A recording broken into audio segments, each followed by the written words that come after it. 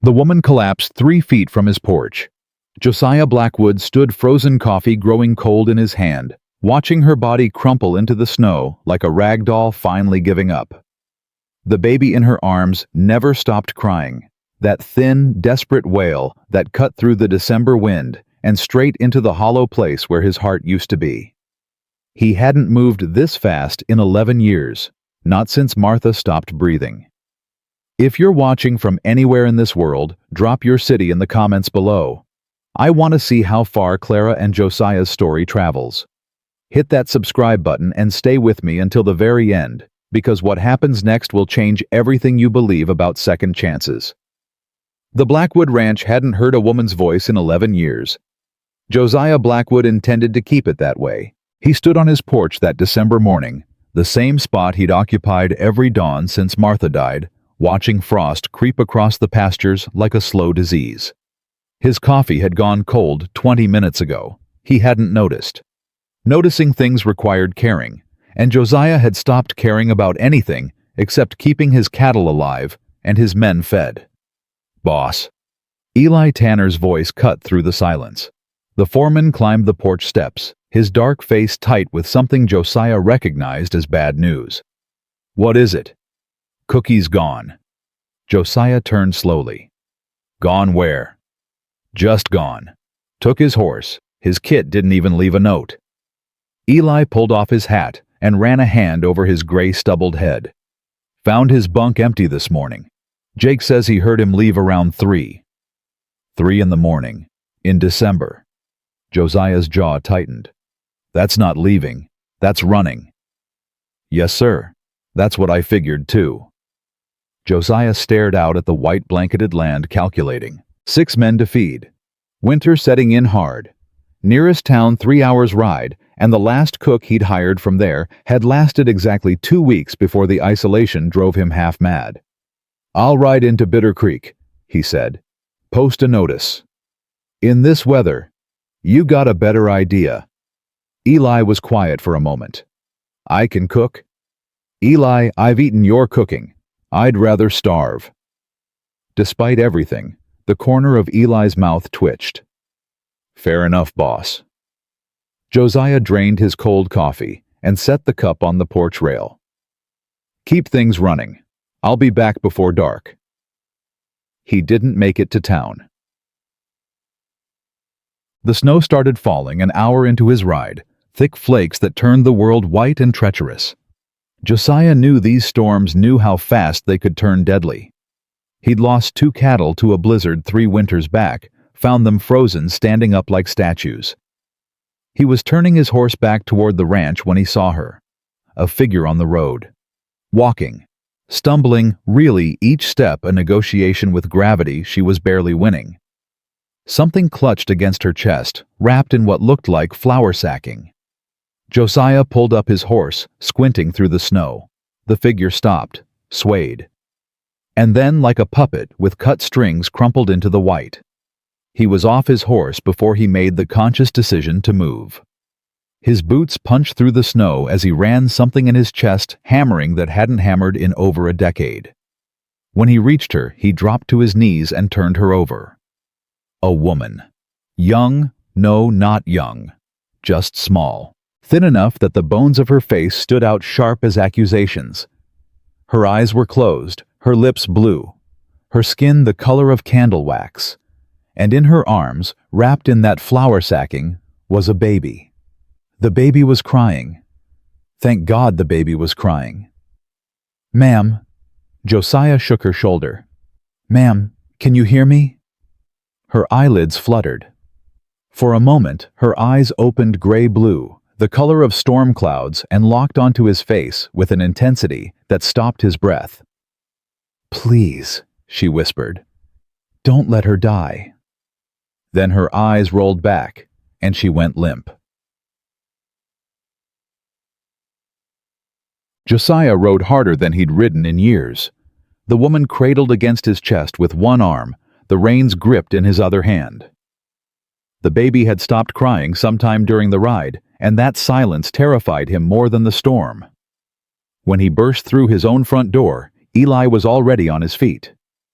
"What in the—" Get blankets. Hot water. Now. Eli moved without questions. That was why Josiah had made him foreman 15 years ago. The man knew when to talk and when to act. Josiah laid the woman on the long table near the fireplace, the same table where Martha used to arrange wildflowers in summer. He unwrapped the baby first, his big hands clumsy with the flour sack blanket, and what he found made his chest seize. A girl, maybe 2 years old, maybe less. Red gold curls plastered to her head with sweat despite the cold. Cheeks flushed with fever. When he touched her forehead, heat radiated against his palm like a coal. "She's burning up," he said as Eli returned with blankets. The woman, "Don't know yet." Josiah wrapped the baby in a clean blanket, tucking her into the curve of his arm, the way he'd once held newborn calves. "Stay with her. I'll check the mother." He moved to the woman on the table, peeling away the wet layers of her clothing with efficient, impersonal movements. Underneath, she was nothing but angles and shadows. He could count her ribs through her chemise. When he checked her pulse, it fluttered against his fingers like a trapped bird. "She's half-starved," he said quietly. "Frozen through." "Who is she?" "Don't know. Don't care right now." Josiah covered her with every blanket Eli had brought. "Get a fire going in the back room, the one off the kitchen." "That's your room, boss." "Was my room. Get the fire going." By nightfall, he'd done everything he knew to do. The woman was installed in his bed wrapped in blankets, a heated stone at her feet. The baby, the little girl, was tucked in beside her, still feverish but breathing steadier. Josiah sat in the chair by the door, watching them both in the firelight. He hadn't sat in this room since Martha died in it. The door creaked open. Eli's face appeared in the gap. "Jake made some broth. Figured if she wakes up, she'll need something in her stomach." "Leave it." Eli set the pot on the small table near the bed, then hesitated. "Boss, you want me to sit with them? You ain't slept in." "I'm fine." "You ain't fine. You ain't been fine in 11 years. Eli's voice was gentle, but it carried weight. "But that ain't my business. I'll be in the bunkhouse if you need me." After he left, Josiah sat in the silence, listening to the fire crackle and the wind howl outside. The woman's breathing was shallow but steady. The little girl whimpered in her sleep, and without thinking, Josiah reached out and laid his hand on her small back. She quieted. He pulled his hand back like he'd touched a hot stove. The woman woke just before dawn. Josiah had dozed in the chair, something he hadn't done since his scouting days in the army. The sound of movement snapped him awake, and he found her struggling to sit up, her eyes wild with panic. "Easy," he said, rising slowly so as not to startle her. "Easy now. You're safe." Her eyes locked onto him, and he watched her assess him the way a cornered animal assesses a predator, taking in his size, his position, the distance to the door. "Where am I?" Her voice was a rasp barely audible. "Blackwood Ranch. About 3 hours from Bitter Creek." "Rosie." The panic sharpened. "My daughter. Right beside you, sleeping." The woman turned her head, and when she saw the little girl tucked against her side, something in her face crumpled. She pulled the child close, pressing her lips to the red gold curls, and Josiah looked away to give her the moment. "She had a fever," he said to the wall. "Seems to be breaking now. But you should keep her warm." "How long?" "You've been out most of a day." He heard her sharp intake of breath. "I need to go." "Go where?" "There's a blizzard outside, and you can barely sit up." "I can't." She struggled to swing her legs off the bed and nearly collapsed back against the pillows. "I can't stay here. You don't understand." Josiah turned back to face her. "Make me understand." She stared at him, those storm cloud eyes searching his face for something. He didn't know what she was looking for. He didn't know if she'd find it.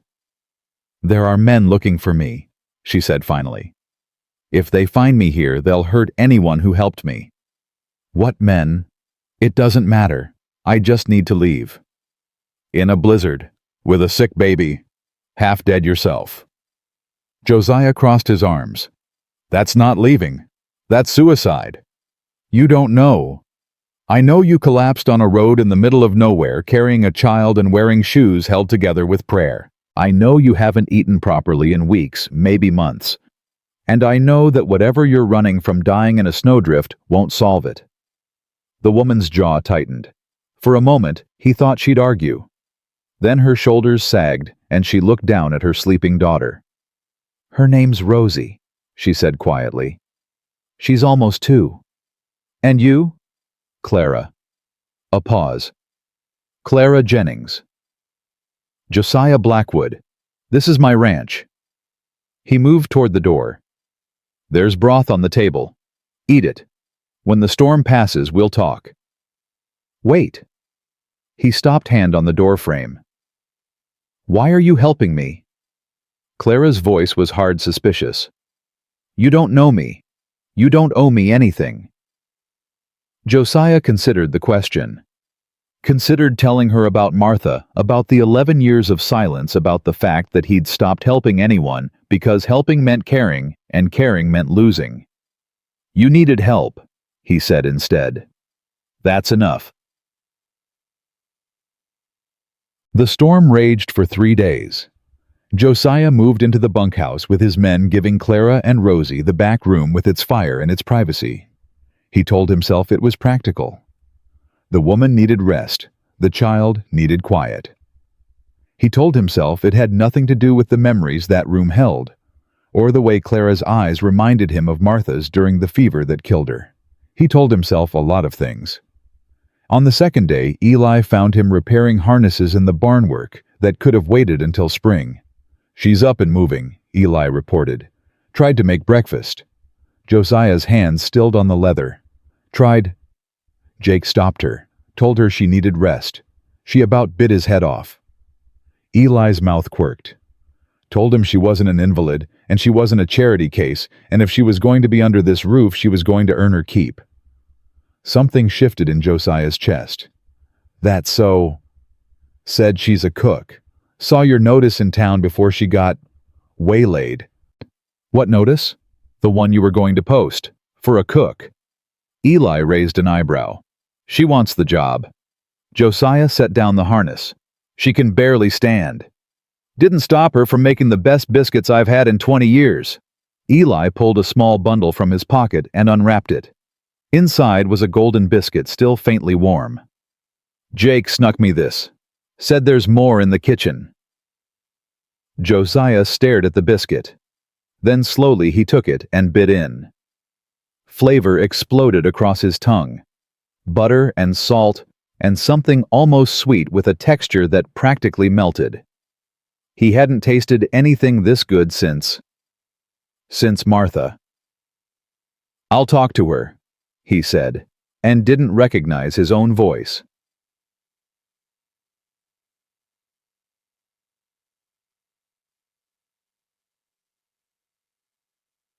He found Clara in the kitchen scrubbing the stove with a fury that suggested she was cleaning away more than grease. Rosie sat on a blanket near the hearth playing with wooden spoons, her fever clearly broken. Clara didn't look up when he entered. If you've come to tell me to rest, save your breath. I've come to talk about the job. Her hands stilled on the iron. Slowly she straightened and turned to face him. In the daylight, filtering through the window, she looked different than she had that first night. Still thin, still sharp-edged, but there was color in her cheeks now and fire in her eyes. You're offering? You're asking? I'm asking. She lifted her chin. I can cook. I can clean. I can manage a kitchen and make stores last through winter. I can work harder than any man you've got. You've got a child. I've cooked with a baby on my hip since she was born. She's not a burden. She's never been a burden. The defensive edge in her voice told him everything about how she'd been treated before. Josiah filed that information away. $30 a month, he said. Room and board for you and the girl. You cook 3 meals a day for me and my men. You keep the kitchen and the stores organized. That's the job. That's fair. When can you start? Clara looked around the kitchen. The stove she'd already scrubbed the shelves. She'd obviously reorganized the pot of something that smelled like heaven simmering on the back burner. I started this morning. Despite himself, Josiah felt his mouth twitch. So I see. I don't take charity, Mr. Blackwood. Everything I get, I earn. Then you'll fit in fine here. He moved toward the door, then paused. One thing. She tensed. He saw it, the automatic bracing for conditions, for prices, for the demands that always came. The men will treat you with respect, he said quietly. If any of them don't, you come to me. This ranch runs on fairness. That applies to everyone under this roof.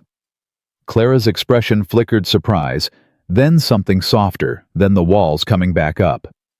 I'll hold you to that. I expect you will. He left her standing in the kitchen, that little girl playing at her feet, and walked out into the cold morning air. The storm was finally breaking. Sunlight pierced through the clouds for the first time in days. Behind him, he heard Clara's voice, soft and low, singing something to Rosie. He couldn't make out the words, but the melody wrapped around him like a ghost. It was the first music this ranch had heard in 11 years. That night, Clara served her first real dinner to the men of Blackwood Ranch. Josiah watched from his seat at the head of the table as she carried in platters of roasted beef potatoes mashed with butter and cream green beans that had somehow emerged from the sad stores in the root cellar, and more of those miraculous biscuits. The men fell silent as the food was laid out, then descended on it like starving wolves. Lord have mercy, Jake said through a mouthful of beef. This is actual food. You'll insult the lady, Eli said, but he was already reaching for seconds. Young Sam just ate, his eyes wide like he'd never tasted anything so good in his 19 years of life. Clara stood back, wiping her hands on her apron, her face carefully neutral. But Josiah caught the flicker of something when the men started praising the meal. Surprise, maybe. Or relief. Sit down, Josiah said. She looked at him sharply. I'll eat after. You'll eat now.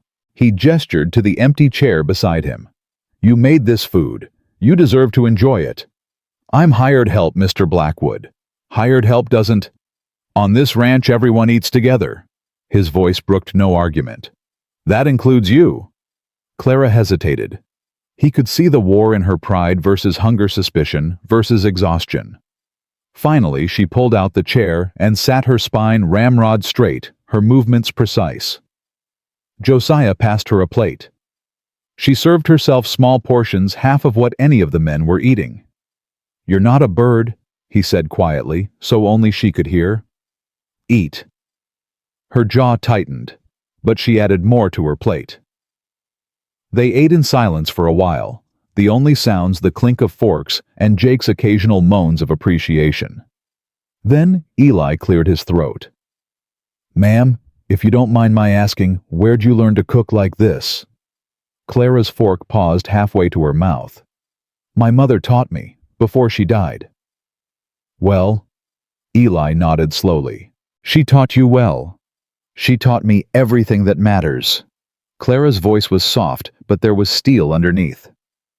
How to work, how to survive, how to never depend on anyone for what I could provide for myself. The words hung in the air.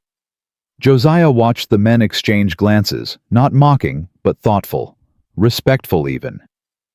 Sounds like a wise woman, Eli said. She was. Clara set down her fork. She also taught me that a person's worth isn't in their circumstances, it's in their choices. Josiah looked at this woman half-starved, running from something, sitting at his table with her chin raised like a queen, and felt something crack in the wall he'd built around himself. Your mother, he said slowly, was right. After dinner, Josiah found himself lingering in the kitchen doorway, watching Clara clean up. She'd settled Rosie in a wooden box lined with blankets, a makeshift cradle that Eli had produced from somewhere, and the child slept peacefully while her mother worked. You don't have to watch me, Clara said without turning around. I'm not going to steal the silverware. Didn't think you were. Then why are you standing there? Good question. Josiah didn't have a good answer, so he tried the truth. 11 years ago, my wife died in that back room, the one you're using now. He watched Clara's hands still on the pot she was scrubbing. After she died, I closed that room, closed this whole ranch in a way, made it about work and survival, nothing else. Clara turned slowly to face him. Why are you telling me this? Because you asked why I helped you. Josiah leaned against the doorframe. I didn't help you because I'm a good man. I helped you because you reminded me of her, of Martha. The way she looked when I first met her, scared but too proud to show it, too stubborn to give up. And what happened to Martha? She stayed. She made this place a home. And then she died, and I forgot what home felt like. He paused. Until today, when I heard you singing to your daughter. Clara was quiet for a long moment. When she spoke, her voice was softer than he'd heard it. The men who are looking for me, they won't stop. They think I owe them something. If they find me here, then we'll handle it. You don't understand what you're offering. I understand that you need a job and I need a cook. The rest of it, whatever you're running from, whoever's chasing you, that's not my business unless you make it my business. Josiah straightened. You work here, you're under my protection. That's how it works on this ranch. Protection. Clara's voice was bitter. I've had men offer me protection before. It always comes with a price. Not here. You don't know that. You don't know me. I know you walked through a blizzard with a sick baby rather than give up. I know you woke up half dead and your first thought was for your daughter. I know you refused to stay in bed when you could be working. Josiah held her gaze. I know enough. Clara stared at him, those storm cloud eyes searching his face the way they had that first morning. He still didn't know what she was looking for. This time she seemed to find it. All right, she said finally. I'll stay. For now. For now is good enough. He turned to leave, then stopped. Clara. Yes. Welcome to Blackwood Ranch. He didn't wait for her response. He walked out into the cold night past the bunkhouse where his men were settling in for sleep, to the edge of the property where the fence line marked the boundary between his land and the endless darkness beyond. The stars were emerging bright and cold, and somewhere in the distance, a coyote called. Behind him, the ranch looked different than it had this morning. Light glowed in the kitchen window. The smell of good food lingered in the air. And for the first time in 11 years, there was a woman's voice in the house, soft and low, singing a child to sleep. Josiah stood at the fence line and felt something shift in his chest. Something that felt almost like hope. He didn't trust it. Hope was for people who hadn't lost everything yet. But he didn't crush it either. Not tonight. The first week changed everything. Clara woke before dawn every morning, built up the fire, and had coffee brewing before any of the men stirred. By the time they stumbled into the kitchen, still half asleep and frostbitten from the walk between the bunkhouse and the main building, she had breakfast waiting. Eggs scrambled with wild onions she'd found dried in the pantry. Bacon fried crisp but not burned. Biscuits that Jake swore were worth dying for. Miss Clara, Sam said on the third morning, his young face bright with something like reverence. I think I love you. You love my cooking. Clara corrected, refilling his coffee. There's a difference. Is there, though? Eli cuffed the boy gently on the back of the head. Mind your manners. But Clara caught herself almost smiling. Almost. Josiah watched these exchanges from his seat at the head of the table, eating steadily, saying little. He'd always been a man of few words, but now his silences felt different. Less empty. More attentive. On the fourth morning, he lingered after the others had gone to their work. You're settling in. Clara looked up from the dishes she was washing. Is that a question or an observation? Observation. He stood by the door, hat in his hands, turning it slowly between his fingers. The men are happier than I've seen them in years. Full bellies tend to improve morale. It's more than that. Josiah paused, seeming to weigh his next words. You treat them like people, not just workers. Clara's hands stilled in the soapy water. Shouldn't everyone? Should. Don't always happen. He put his hat on, tugging the brim low. I'll be in the north pasture most of the day. Eli knows where to find me if you need anything. I won't need anything. The corner of his mouth twitched. I'm starting to believe that. He left and Clara stood at the sink watching through the window as he mounted his horse and rode out into the white-blanketed morning. Rosie babbled happily from her blanket near the hearth, and Clara felt something dangerous bloom in her chest. Something that felt almost like belonging. She crushed it before it could take root. The trouble started on the 6th day.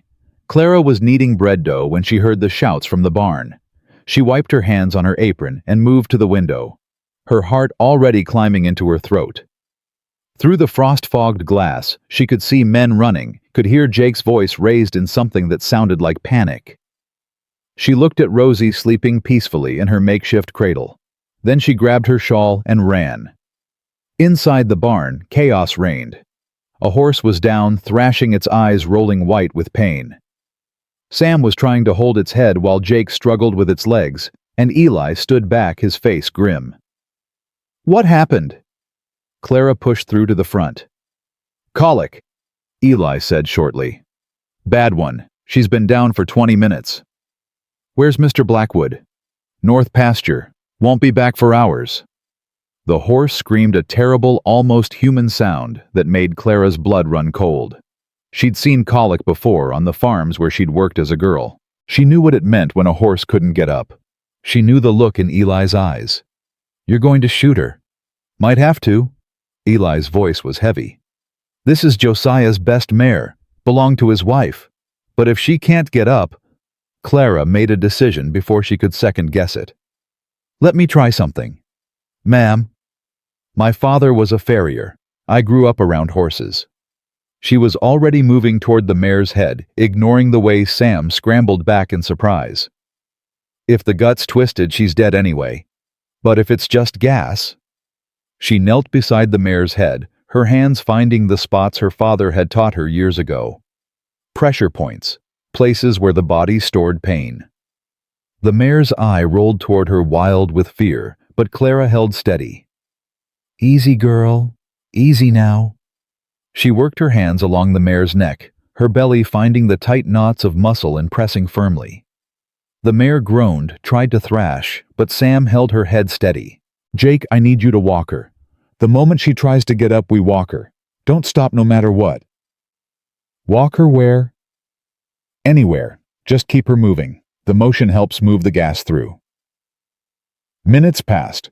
Clara's arms burned with effort, sweat dripping down her face despite the cold. She found another knot pressed hard, and the mare's whole body shuddered. Then, like a miracle, the horse lurched. Now! Clara scrambled back as the mare heaved herself onto her legs, stumbling but standing. Walk her! Go! Jake grabbed the halter and started moving, leading the mare in slow circles around the barn. The horse's head was low, her breathing labored, but she was walking. She was alive. Eli stared at Clara like he'd never seen her before. Where the hell did you learn that? Clara pushed her hair back from her sweaty face. I told you. My father was a farrier. That wasn't farrier work. That was... He shook his head. That was something else. It was survival. Clara met his eyes. When you grow up with nothing, you learn everything, because you never know what might save your life. Josiah returned at dusk to find his best mare alive, walking slow circles in the paddock with Jake at her side. He found Clara in the kitchen flour on her cheek, stirring a pot of stew like nothing had happened. Eli told me. Clara didn't look up. Told you what? That you saved Bella's life. I did what anyone would do. No. Josiah crossed to where she stood close enough that she could smell the cold on his coat, the leather, the faint scent of tobacco. You did what almost no one could do. Eli's been working horses for 30 years. He didn't know that trick. It's not a trick. It's just knowledge. Knowledge you shouldn't have. Not a woman who claims she was just a cook. Clara's hand stilled on the spoon. Slowly she turned to face him, and Josiah saw something flicker in those storm cloud eyes. Fear, defiance. Both. I told you, she said carefully. I learned to survive. That meant learning a lot of things. Things like saving horses, like knowing pressure points, like whatever it took to stay alive. Her voice hardened. You want my whole history, Mr. Blackwood? You want to know every job I worked, every skill I picked up, every way I kept myself and my daughter from starving. I want to understand who you are. I'm your cook. That's all you need to know. They stood there barely a foot apart, the tension crackling between them like heat lightning. Clara could feel her heart hammering against her ribs, could feel the way his presence filled the space around her, making her feel small and exposed. Josiah broke first. He stepped back, running a hand through his hair. You're right. It's not my business. He moved toward the door, then stopped. But Clara... What? Thank you. For Bella. She was... His voice roughened. She was the last thing I had of Martha's. If I'd lost her... He didn't finish the sentence. He didn't have to. Clara watched him go, feeling something shift in her chest. Something that felt dangerous. Something that felt like caring. The next morning, Rosie took her first real steps. Clara was rolling out pie crust when she heard the thump and the delighted squeal. She spun around to find her daughter actually standing in the middle of the kitchen, arms outstretched for balance, a grin splitting her round face. Rosie. The little girl took one step, then another. Then her legs gave out, and she sat down hard on her bottom, still grinning. Clara swept her up, covering her face with kisses, laughing in a way she hadn't laughed in months, years maybe. My clever girl, my brave, clever girl. The door opened. Josiah stepped in, stopped short at the sight of Clara spinning her daughter around, both of them laughing. Everything all right? She walked. Clara's face was transformed, joy wiping away the sharp edges and careful walls. She took 3 steps on her own. Something moved across Josiah's weathered face, something that looked almost like pain quickly buried. That's good. Clara's joy dimmed slightly as she caught his expression. She set Rosie down, keeping one hand on her daughter's shoulder for balance. I'm sorry, I didn't mean to... Don't apologize. Josiah's voice was gruff. It's good. Seeing a child. Seeing joy in this house again. It's good. He crossed to the stove, poured himself coffee, and Clara noticed his hands weren't quite steady. You and Martha, you never had children. The question was out before she could stop it. She saw Josiah's shoulders tense, saw the coffee cup pause halfway to his lips. We tried, for years. He took a long swallow of coffee, his back still to her. She lost 3. The last one almost killed her. After that, the doctor said no more. I'm sorry. Don't be. We had each other. That was enough. He turned and Clara saw the old grief in his eyes, but also something else. Acceptance, maybe. The kind that came from carrying pain so long it became part of you. She would have loved your Rosie. Martha always loved children. Clara looked down at her daughter, who was now trying to pull herself up on Clara's skirt, determined to try walking again. She loves everyone who's kind to her. She doesn't understand yet that most people aren't. She'll learn. I know. Clara's voice dropped. That's what I'm afraid of. Yeah. 2 days later, a stranger rode into the ranch. Clara was in the chicken coop collecting eggs when she heard the hoofbeats. Something about the sound made her freeze, made her grip the basket so tight her knuckles went white. Through the slats of the coop, she watched a man dismount at the main house. He was well dressed for this country, too well dressed. Clean coat, polished boots, a hat that had never seen real work. He knocked on the kitchen door. Clara didn't move, didn't breathe. Eli appeared from the barn, approaching the stranger with the casual alertness of a man who'd learned to be careful. "Help you. I'm looking for someone." The stranger's voice carried in the cold air. A woman, dark hair thin, traveling with a young child. Would have come through this area maybe a week ago. Clara's heart stopped. Lot of people come through. Eli's voice was neutral. "Why you looking?" "Business matter. She owes a debt to my employer." "That's so. $500 to be precise." The stranger smiled, and even from the chicken coop, Clara could see it didn't reach his eyes. "My employer is willing to offer a finder's fee to anyone who can point us in the right direction." Eli was silent for a long moment. Clara pressed her hand over her mouth to keep from screaming. "Ain't seen anyone like that," Eli said finally. "Just us and the cattle out here." "You're certain?" "Mister, I've been on this ranch 15 years. I know who comes and goes." The stranger tipped his hat. "My apologies for taking your time. If you do happen to see her." He pulled a card from his pocket and handed it to Eli. "There's a telegraph office in Bitter Creek. My employer would be most grateful." He mounted his horse and rode away, and Clara stayed frozen in the chicken coop until she couldn't see him anymore. Until the hoofbeats faded into nothing. Then her legs gave out. "Tch." Eli found her there, curled on the floor of the coop, with eggs smashed around her, shaking like a leaf in a hurricane. "Miss Clara." She couldn't speak, couldn't move. Her whole body was locked in a terror so profound it felt like drowning. "Miss Clara, look at me." Strong hands on her shoulders, a weathered face swimming into focus. Eli's eyes steady and calm. "I need you to breathe. Can you do that?" She tried, failed, tried again. "That's it. In and out. You're safe." "He found me." The words came out broken.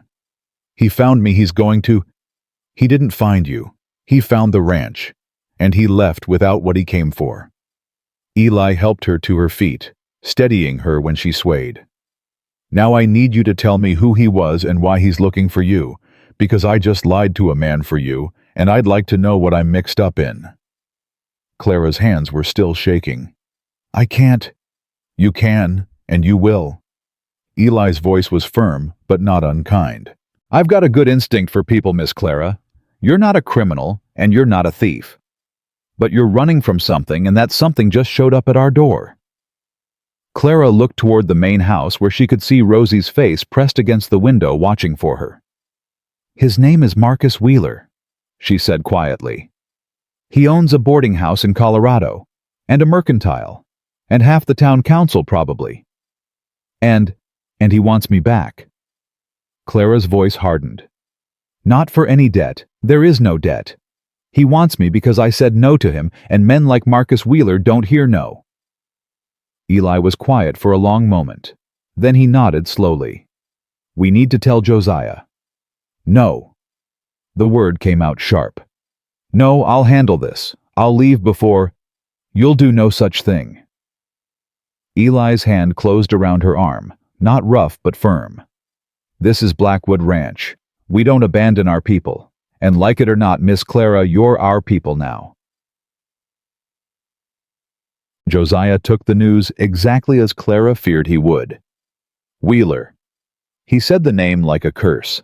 Marcus Wheeler from Colorado. They were in the kitchen, the door locked for the first time since Clara had arrived. Rosie slept in her cradle, oblivious to the storm brewing around her. "You know him." "Know of him." Josiah's jaw was tight. "Heard stories. None of them good. He ran a boarding house in Cedar Falls." Clara's voice was steady now. The initial terror faded into something colder. "I stayed there after my husband died. Worked in the kitchen for room and board. It was supposed to be temporary." "What happened?" "He happened." Clara's hands clenched in her lap.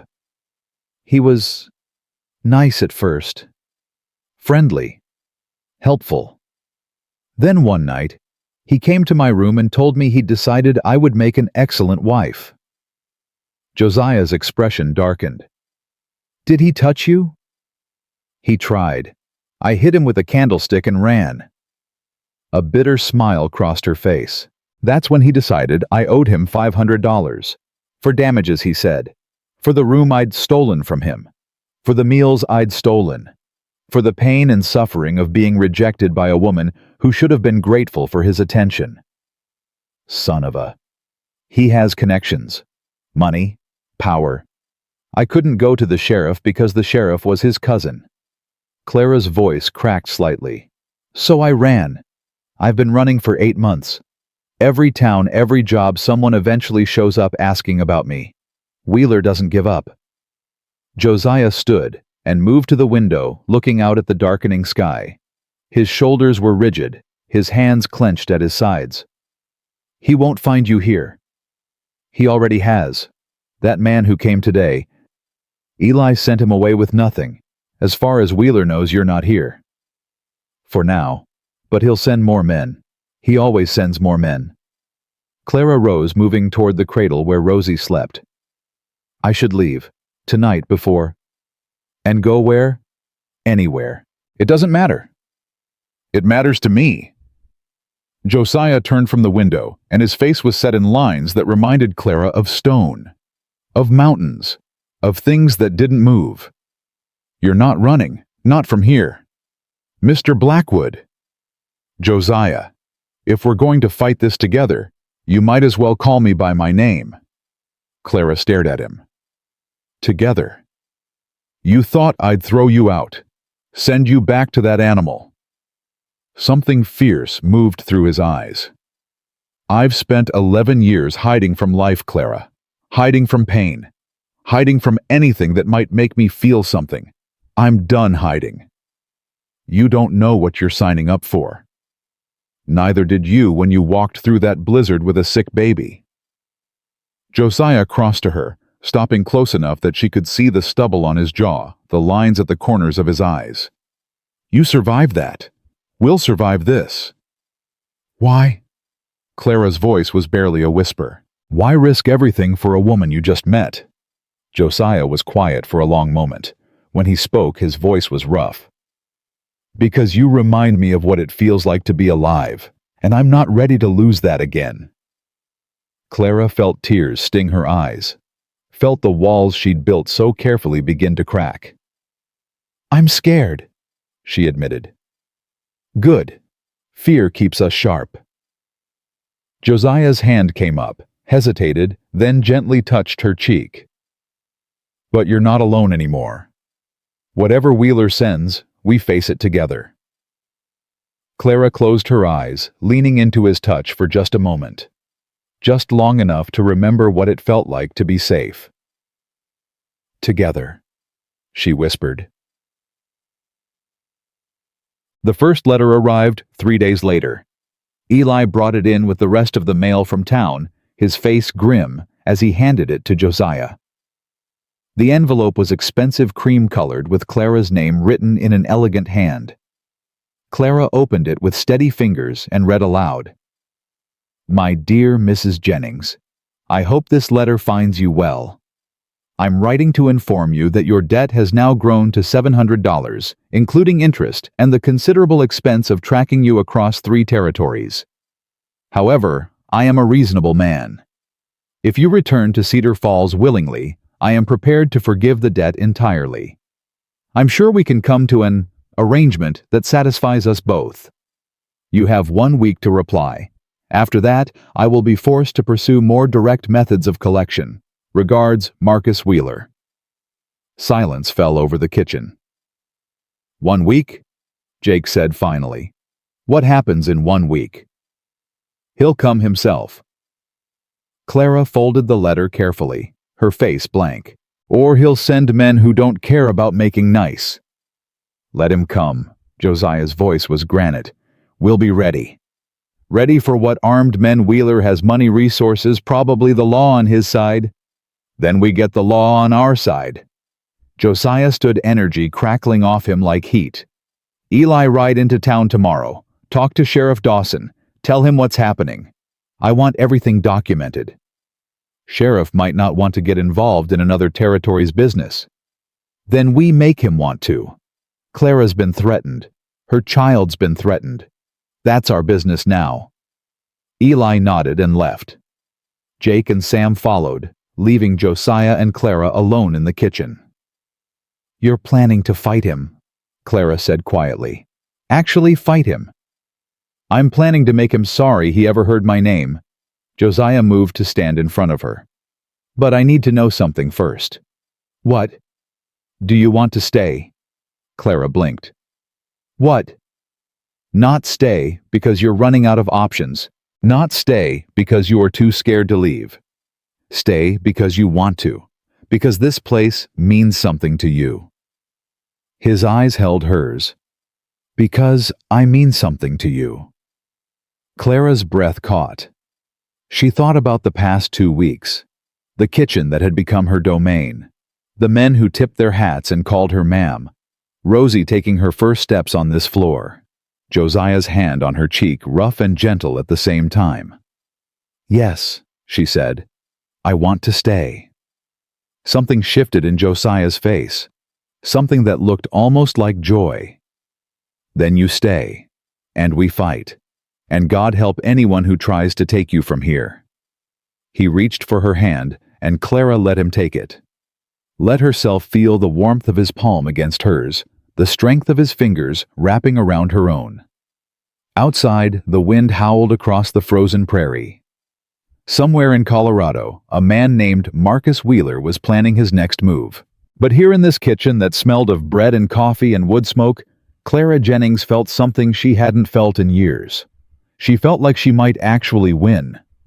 The week passed like a held breath. Clara worked harder than she'd ever worked, throwing herself into cooking and cleaning and organizing like motion could ward off what was coming.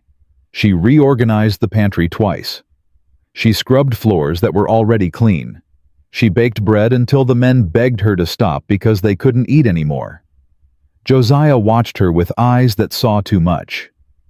You're going to wear yourself out, he said on the 4th evening, finding her in the kitchen past midnight, kneading dough that didn't need kneading. I can't sleep. Neither can I. He crossed to stand beside her close enough that she could feel his warmth. But destroying yourself won't help. It's better than thinking. About Wheeler. About what happens when he comes. Clara's hands stilled in the dough. About what happens to Rosie if I can't. Stop. Josiah's voice was firm. Nothing is going to happen to Rosie. Nothing is going to happen to you. You can't promise that. I can promise I'll die before I let anyone hurt you. Clara looked up at him, saw the absolute certainty in his eyes, and felt something crack inside her chest. That's what I'm afraid of, she whispered. On the 5th day, Sheriff Dawson rode out to the ranch. He was a lean man with a weathered face and eyes that had seen too much of human nature to be surprised by any of it. He listened to Clara's story without interruption, asked a few pointed questions, and took notes in a small leather book. Wheeler's got a reputation, he said, finally tucking the book into his coat. Even out here we've heard stories, but reputation isn't evidence. He threatened her, Josiah said tightly. He's sent men after her. He's sent letters and inquiries, technically legal. Dawson held up a hand before Josiah could explode. I'm not saying it's right. I'm saying what I can and can't do within the law. So you won't help. I didn't say that either. Dawson stood, settling his hat on his head. I'll send a telegram to the sheriff in Cedar Falls. See if Wheeler's got any outstanding warrants, any official complaints against him. Might take a few days. We might not have a few days. Then I suggest you make sure you're ready for whatever comes. Dawson's eyes moved to Clara. Ma'am, if Wheeler or his men show up here and threaten you directly, that's when I can act. Until then, my hands are tied. After he left, Clara sat at the kitchen table, her head in her hands.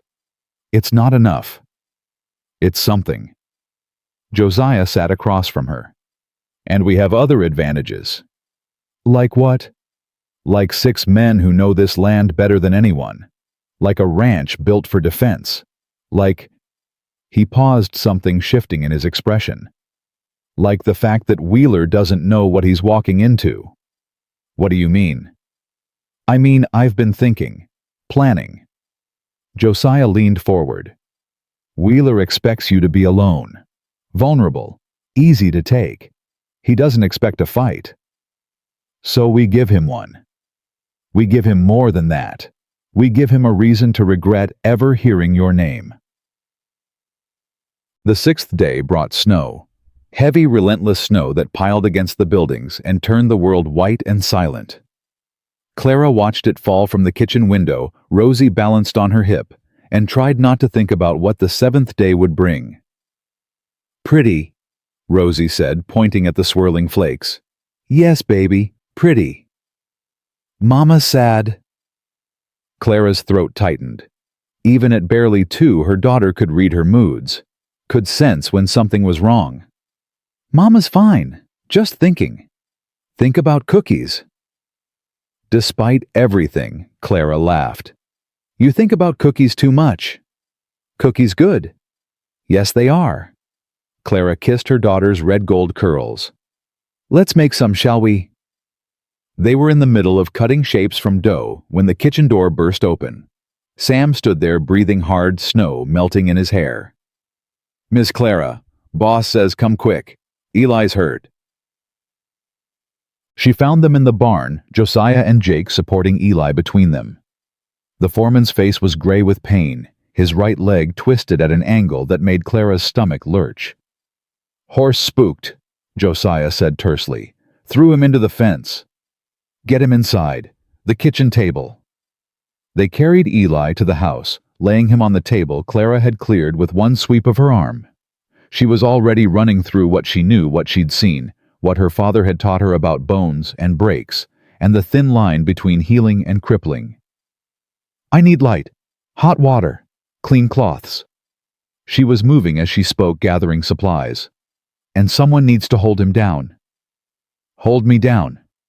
Eli's voice was strained. What for? Clara met his eyes. Because I need to set that leg, and it's going to hurt worse than anything you've ever felt. Eli stared at her for a long moment. Then he nodded. Do what you have to do. It took all 3 men to hold him. Clara worked with steady hands, feeling along the break, finding where the bone had shifted. Eli screamed when she pulled a sound that would haunt her dreams, but she didn't stop. Couldn't stop. The bone ground against bone, then clicked into place. Splint, she said, and Jake handed her the boards she'd prepared. She wrapped them tight, securing the leg in place, her fingers moving with a certainty she didn't feel. When she finished, Eli had passed out, but his leg was straight, the bone set properly, and his breathing was steady. Clara stepped back, suddenly aware that her hands were shaking. That was...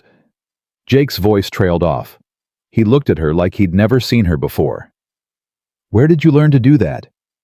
My father, my mother, every farm and ranch I've worked since I was 12. Clara wiped her hands on a towel, leaving red streaks. When you're poor, you learn to be your own doctor. You saved his leg. Josiah's voice was quiet. Without you, he might have lost it.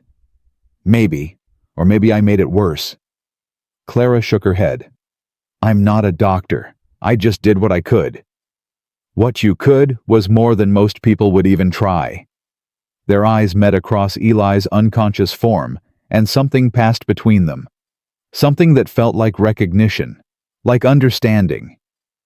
Then Rosie's cry broke the moment, and Clara turned away to tend to her daughter. Eli woke near midnight, groggy but coherent.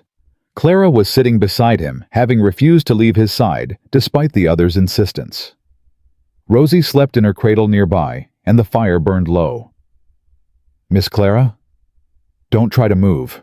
The leg needs to stay still. Eli turned his head to look at her. In the firelight, his dark face seemed carved from shadows and determination. You said it yourself. I remember. Someone had to. Why you? Clara was quiet for a moment. Because you lied for me. That man who came looking, you could have given me up, collected whatever reward Wheeler was offering. Instead, you protected me.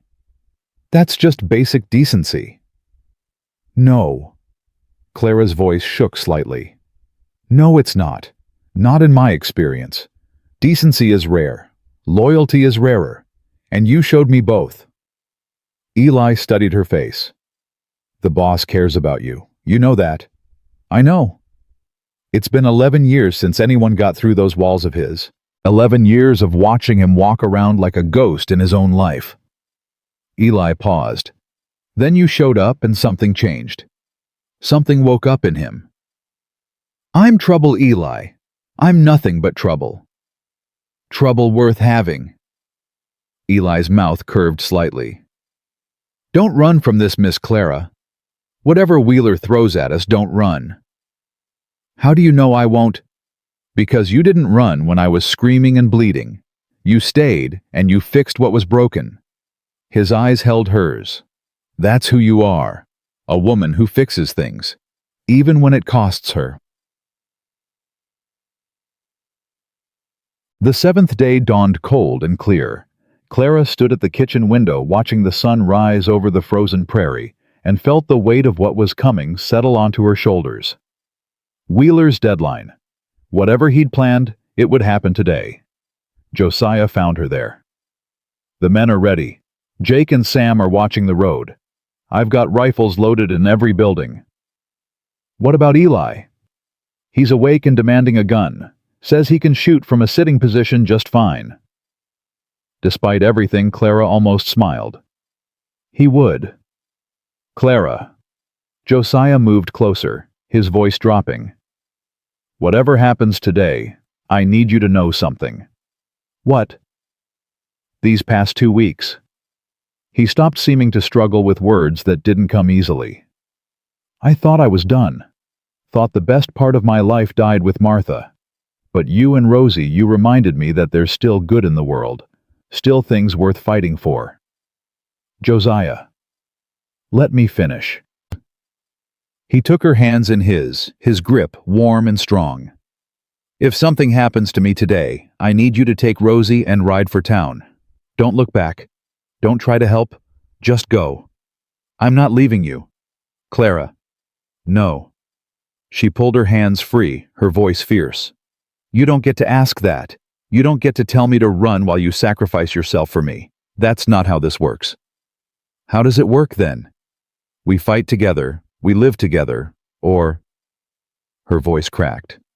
Or we die together. But I'm not running anymore. Not from Wheeler. Not from anything.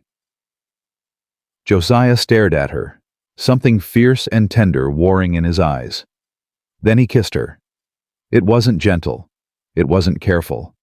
It was a kiss that tasted like desperation and hope and everything they'd been afraid to say. Clara kissed him back with equal fervor, her hands fisting in his shirt, pulling him closer. When they broke apart, both breathing hard, Josiah rested his forehead against hers. Together then. Together. They came at noon. 5 men on horseback riding up the main road like they owned it. At their head was a man Clara recognized from her nightmares. Heavy-set, well-dressed, with a smile that never reached his cold gray eyes. Marcus Wheeler had come to collect his property. Stay inside, Josiah said, reaching for his rifle. No. Clara. He came for me. I'm not hiding. She moved toward the door, her spine straight, her chin raised. Let him see what he's up against. They walked out together, Clara and Josiah side by side. Jake emerged from the barn, rifle ready. Sam appeared on the bunkhouse porch, shotgun in hand. Even Eli managed to drag himself to the window, his own weapon aimed at the approaching riders. Wheeler pulled up his horse and surveyed the scene with an expression of mild amusement. Mrs. Jennings, you've been remarkably difficult to find. Not difficult enough, apparently. Come now, my dear. Is this any way to greet an old friend? Wheeler's smile widened. I've come a long way to see you. I'm not going anywhere with you. I'm afraid you don't have a choice. You owe me a considerable debt, and I've come to collect. She doesn't owe you anything. Josiah's voice was flat and hard. You're on my property. I suggest you leave before this gets unpleasant. Wheeler's gaze shifted to Josiah, assessing. Mr. Blackwood, isn't it I've heard about you? The grieving widower hiding from the world on his little ranch. I'm not hiding. I'm right here. So you are. And you seem to have developed feelings for my property. Wheeler's tone turned mocking. It's touching, really. The lonely widower and the desperate whore. A perfect match. Something snapped in Clara's chest. I am not your property, she said, her voice cutting through the cold air like a blade. I never was. You tried to buy me, and I refused. You tried to trap me, and I escaped. You've chased me across 3 territories, spent money you could have used for actual business, all because you can't accept that a woman said no to you. Wheeler's smile flickered, just for a moment. You'll regret that. I regret a lot of things. Meeting you is near the top of the list. Clara stepped forward, and to her surprise, her voice didn't shake. But I'm done running. I'm done being afraid. You want me? Come and take me. But know this. Every man on this ranch will die before they let you touch me. And I'll kill you myself if I get the chance. Silence fell over the yard. Wheeler stared at her, his expression shifting from amusement to something darker, more dangerous. You think these cowboys scare me. I have the law on my side. I have money. You have nothing but a forged debt and a bruised ego. Clara's voice rose. I've talked to the sheriff. He knows what you are. He sent telegrams to Cedar Falls. How many other women have you done this to, Marcus? How many debts have you invented? How many lives have you destroyed? Wheeler's face went red.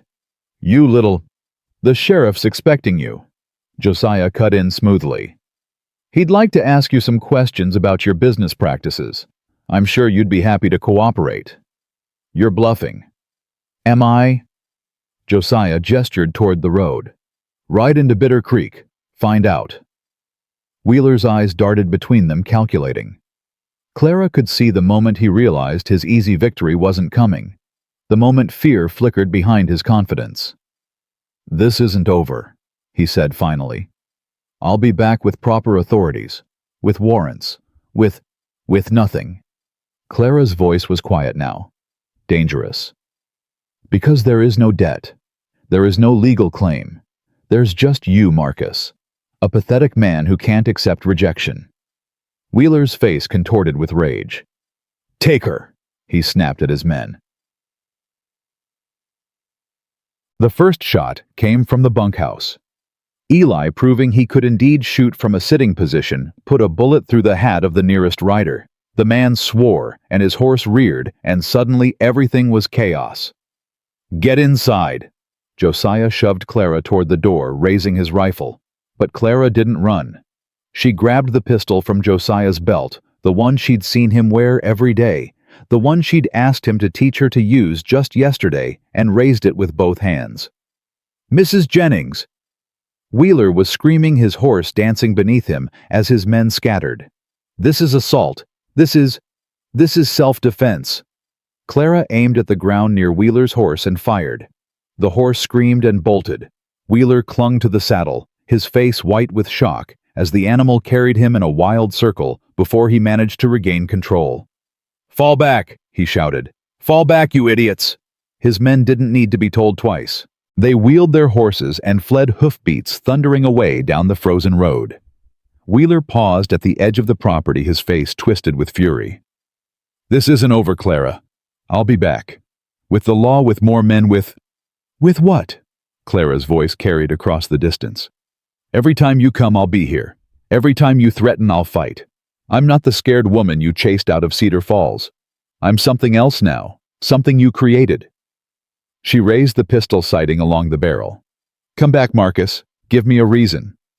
Wheeler stared at her for a long moment. Then he turned his horse and rode away. The silence after felt deafening. Clara stood in the yard, the pistol still clutched in her shaking hands, watching until Wheeler and his men were nothing but specks on the horizon. Then her legs gave out. Josiah caught her before she hit the ground. Easy, easy, I've got you.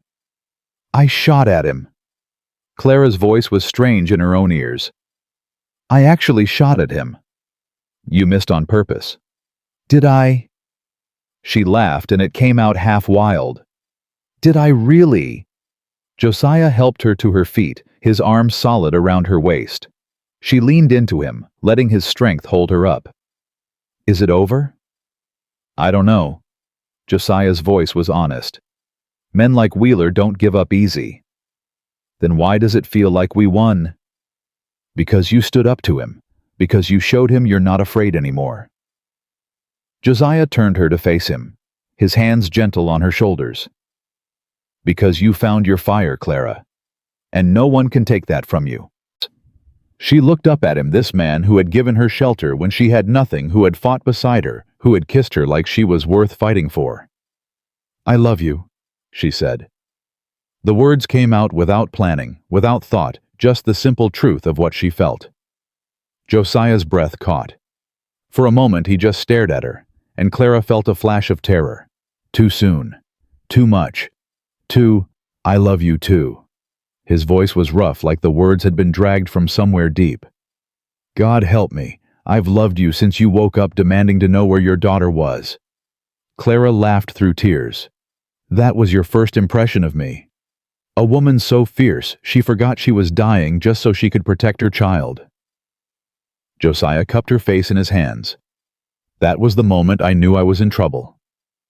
He kissed her again, gentler, this time sweeter, and Clara let herself fall into it. Let herself believe that maybe, just maybe, she had found something worth keeping.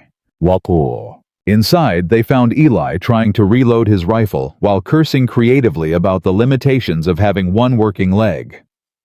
They're gone, he demanded. For now. Josiah helped Clara to a chair, then moved to check on his foreman. How's the leg? Hurts like the devil himself is chewing on it, but I got one of those bastards' hats. Eli grinned fiercely. Almost got his head. You shouldn't have risked. Don't you start. Eli pointed a finger at Josiah. I may be busted up, but I'm still part of this outfit. Nobody threatens our people and gets away clean. Clara felt tears prick her eyes again. Eli, don't you start either. But his voice was gentle. How's the baby? Clara's heart lurched. In the chaos, she'd almost forgotten. She rushed to the back room where she'd left Rosie sleeping. The little girl was awake, sitting up in her cradle, her face streaked with tears from crying alone. But when she saw Clara, she reached up her arms with a watery smile. Mama? Clara scooped her up, holding her tight, breathing in the scent of her hair. I'm here, baby. Mama's here. Loud noises. I know, but they're gone now. The bad noises are gone. She carried Rosie back to the kitchen where the men had gathered. Jake was sporting a grin the size of Texas. Sam looked shaken, but proud. Eli was demanding whiskey for medicinal purposes. And Josiah was watching Clara with an expression that made her whole body warm. We did it, Jake said. We actually did it. We ran them off. For now, Josiah said quietly. But Clara's right. Wheeler won't give up that easily. Then we'll be ready when he comes back. We might not have to fight him again. All eyes turned to Clara. I've been thinking. Wheeler's power comes from his money and his reputation. If we can damage those, other women. Clara's jaw tightened. I'm not the first one he's done this to. I can't be. If we can find others, get them to tell their stories. You'd be exposing yourself, Josiah said. Going public with what happened. I know. Clara met his eyes. But I'm tired of hiding. Tired of being ashamed of something that wasn't my fault. If speaking up can stop Wheeler from hurting anyone else, it's worth it. Eli let out a low whistle. That's a brave thing, Miss Clara. It's a necessary thing. She looked around at the men who had risked their lives for her. You all stood up for me today. Let me stand up for myself. Josiah moved to her side, his hand finding hers. Whatever you decide, we're with you. Clara squeezed his hand, feeling the strength in his grip, the promise in his touch. Then let's end this, once and for all. The telegram arrived 3 days later. Clara was in the kitchen when Josiah came in, snow still melting on his shoulders, a yellow paper clutched in his hand. His face was unreadable. What is it? He handed her the telegram without a word. She read it twice before the words made sense. Sheriff Dawson, Bitter Creek. Stop. Received response from Cedar Falls. Stop. Marcus Wheeler wanted for questioning in 3 cases of fraud and coercion. Stop. Warrants being prepared. Stop. Advise witness remain available. Stop. Wanted. Clara breathed. He's actually wanted. Seems your instincts were right. You weren't the first. 3 cases. Clara's hands trembled on the paper. 3 other women. At least 3. Probably more who never came forward. Clara sat down hard, the telegram falling from her nerveless fingers. All these months of running, of hiding, of believing she was alone in her nightmare. And there had been others. Others who had suffered what she had suffered. Others who might still be trapped. I have to find them. Clara. No, listen. She looked up at Josiah, her eyes fierce. If there are 3 who reported, there could be dozens who didn't. Women still trapped in that boarding house. Women too scared to speak up. And what do you propose to do about it? Go to Cedar Falls. Testify. Help the sheriff build a case that Wheeler can't buy his way out of. Josiah's jaw tightened. You're talking about walking into his territory. I'm talking about ending this. For good. He could kill you. He could try. Clara stood her spine straight, her chin raised. But I'm not the same woman who ran from Cedar Falls 8 months ago. And I'm not going alone. Their eyes met across the kitchen, and Clara saw the war playing out on Josiah's face. Fear for her safety, pride in her courage, the desperate need to protect her fighting against his respect for her strength. When do we leave? He asked finally. Clara felt something warm bloom in her chest. You think I'm letting you walk into that snake's den by yourself? Josiah crossed to her, taking her hands in his. Where you go, I go. That was the deal. You have a ranch to run. Eli can manage. He's already complaining about being coddled. Despite everything, Clara laughed. His leg is broken, which means he's grumpy enough to terrify anyone who gives him trouble. Josiah's expression softened. Clara, I meant what I said. Together. Whatever that means. She rose on her toes and kissed him, brief but fierce. Together, then. We leave tomorrow. The journey to Cedar Falls took 5 days. Clara had never traveled this way before, not as a passenger in a proper stagecoach, not with a man by her side who watched the road with vigilant eyes and kept his rifle within easy reach. Rosie sat on her lap, fascinated by the changing landscape, asking questions about everything she saw. Horsey. Yes, baby. Horses pulling the coach. Big horsey. Very big. Josiah watched them both with an expression that made Clara's heart ache. Like he was memorizing the moment. Like he was afraid it wouldn't last. You're staring, she said quietly. Am I? He didn't look away. Can't help it. You two are the best thing I've seen in 11 years. Josiah. I know. Bad timing. Heading into danger. He reached across and took her hand. But I needed you to know. Whatever happens in Cedar Falls, you changed my life. Both of you. Clara squeezed his fingers, words stuck in her throat. Ma'am. The coach driver's voice came from outside. We're approaching the town. Should be there within the hour. Clara felt her stomach clench. Within the hour, she would be back in the place where her nightmare had begun. Back where Wheeler's power was strongest. "I'm scared," she admitted. "Good. Scared keeps you sharp." Josiah's grip tightened. "But remember, you're not alone anymore." Cedar Falls looked exactly as Clara remembered. The main street, the general store, the church with its crooked steeple. And there at the end of the road, the Riverside boarding house. Wheeler's domain. Clara's hands trembled as she stepped down from the coach, Rosie heavy in her arms. "Mrs. Jennings." She spun around to find a man approaching, badge glinting on his chest. Young, maybe 30, with honest eyes and a determined set to his jaw. "I'm Deputy Samuel Reed. Sheriff sent me to meet you." His gaze moved to Josiah. "And you must be Mr. Blackwood." "That's right. Sheriff's waiting at the office. Said you'd want to get started right away." They followed the deputy through streets Clara had once known intimately. Streets she had walked in fear, always watching for Wheeler's men, always calculating the fastest route to escape. Now she walked them with her head high and a man who loved her at her side. The sheriff's office was small but clean. Sheriff Thomas Morgan was an older man, gray-bearded and weathered, with the look of someone who had seen too much corruption and was tired of it. "Mrs. Jennings." He rose from behind his desk. "Thank you for coming. I know this wasn't easy. Finding out I wasn't alone made it easier."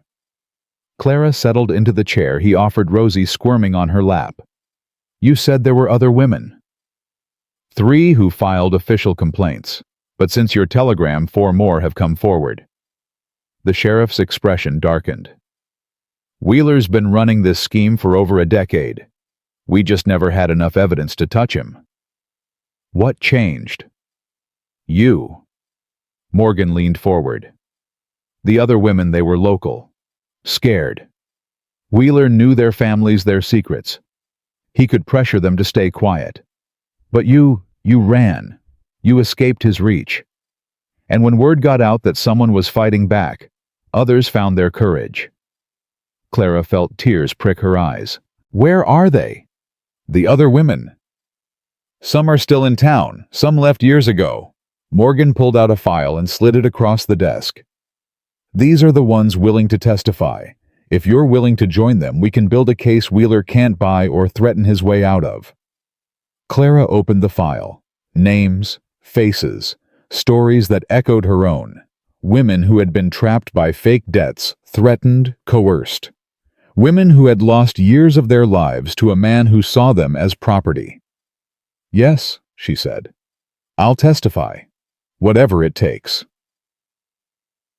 Yeah. The first woman came to see Clara that evening. Her name was Sarah Miller. 40 years old, thin as a wire with haunted eyes that reminded Clara of her own reflection 8 months ago. "You're the one who got away," Sarah said, standing in the doorway of the small house the sheriff had arranged for Clara and Josiah. "The one who shot at him." "I missed. On purpose, from what I heard." Sarah's mouth curved slightly. "That took guts. It took desperation." Clara stepped aside. "Would you like to come in?" They sat at the small kitchen table while Josiah took Rosie for a walk, giving them privacy. Sarah's hands wrapped around the coffee cup Clara offered, but she didn't drink. "I was 17 when I came to the boarding house," Sarah said quietly. "My father had just died. Mother was sick. I needed work. And Wheeler was there to help. He was so kind at first. Gave me a room, a job. I thought I'd been saved." Sarah's voice hardened. "Then the debt started growing. Room and board," he said. "Interest on the original cost of taking me in. Every time I tried to pay it off, there was a new charge, a new fee." "How long were you there?" 6 years. Clara's breath caught. 6 years. I tried to leave twice.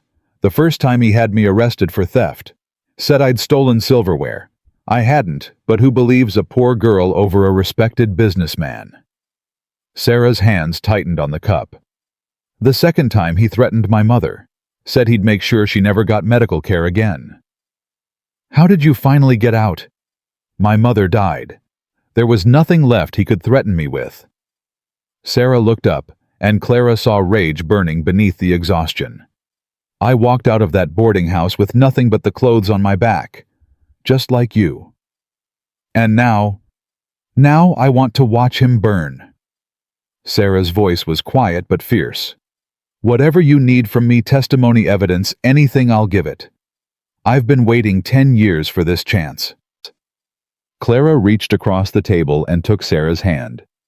You're not alone anymore, she said. None of us are. Kate. Over the next 3 days, Clara met 7 women who had survived Marcus Wheeler. Each story was different, each woman unique. But the pattern was always the same. Kindness first, then control, then debt, then threats. Wheeler had perfected his scheme over years, preying on the vulnerable, the desperate. The women's society had already failed. By the 4th day, Clara had pages of testimony, dates, amounts, witnesses, a paper trail of corruption that stretched back over a decade. It's enough, Sheriff Morgan said, reviewing the evidence. More than enough. I'm issuing an arrest warrant today. Will it hold? Josiah asked.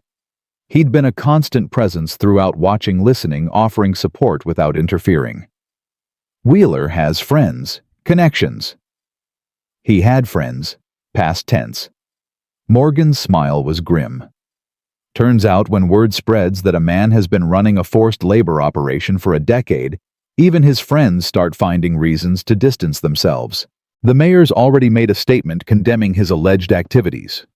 Alleged, Clara said bitterly. For now. After the trial, there won't be any more alleged. They arrested Wheeler that afternoon. Clara stood across the street from the Riverside boarding house, Rosie in her arms, and watched as the sheriff and his deputies led Marcus Wheeler out in chains.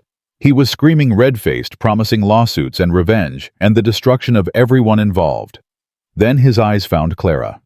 The screaming stopped. His face went slack with shock, then twisted with rage. You! He spat. You did this! Clara stepped forward, ignoring Josiah's hand on her arm. No, Marcus. You did this. Every woman you trapped, every debt you invented, every life you destroyed. You did this to yourself.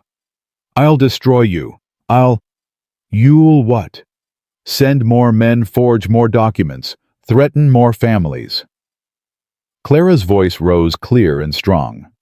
I'm not scared of you anymore. None of us are. She gestured behind her, where Sarah and 3 other women had gathered. They stood together, shoulders touching faces, set with the same fierce determination. You thought we were weak, Clara continued.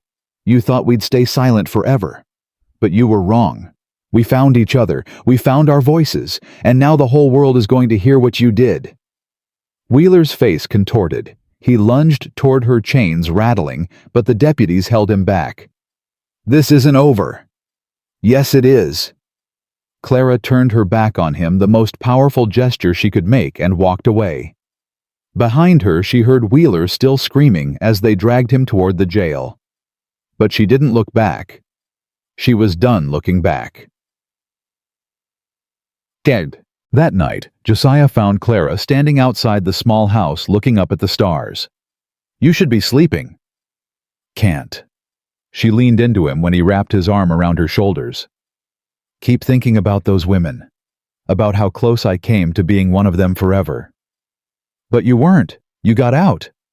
Because I got lucky. Because Rosie got sick and I had to run or watch her die. Clara's voice cracked. What about the ones who weren't lucky? The ones still trapped in other towns, other boarding houses, other Wheelers? Josiah was quiet for a long moment. You can't save everyone, Clara. I know. But you can save some, and the ones you save can save others. He turned her to face him. What you did here, testifying, bringing those women together, it's going to change things. Not just for Wheeler's victims. For every woman who hears this story and realizes she doesn't have to stay silent. You really believe that? I believe in you. Josiah cupped her face in his hands.